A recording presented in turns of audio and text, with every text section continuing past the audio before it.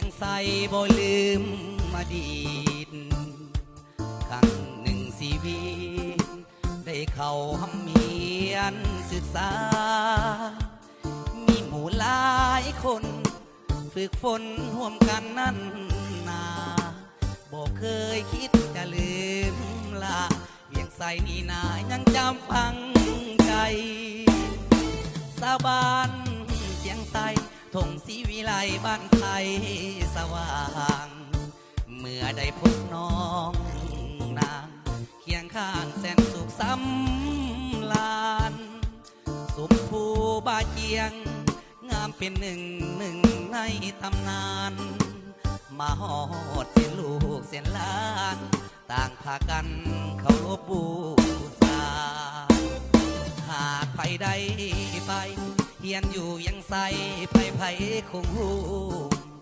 ตอนนี้สาวเมืองต่อสู้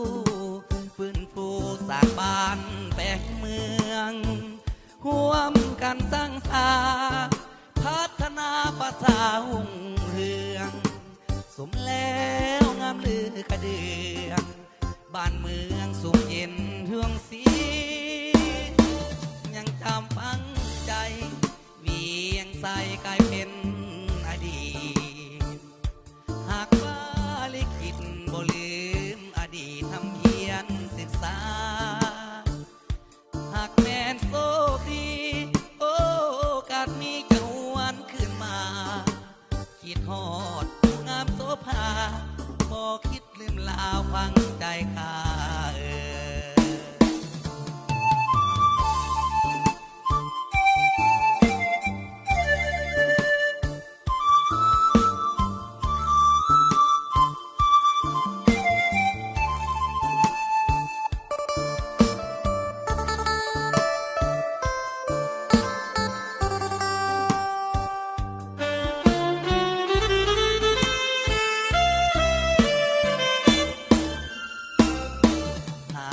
ได้ไป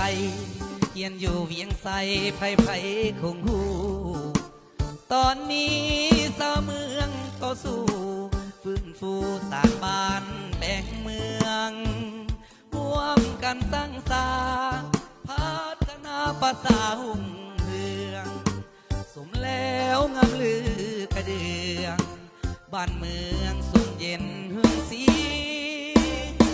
ยังจำฝังใจเวียงใส่กลายเป็นอดีต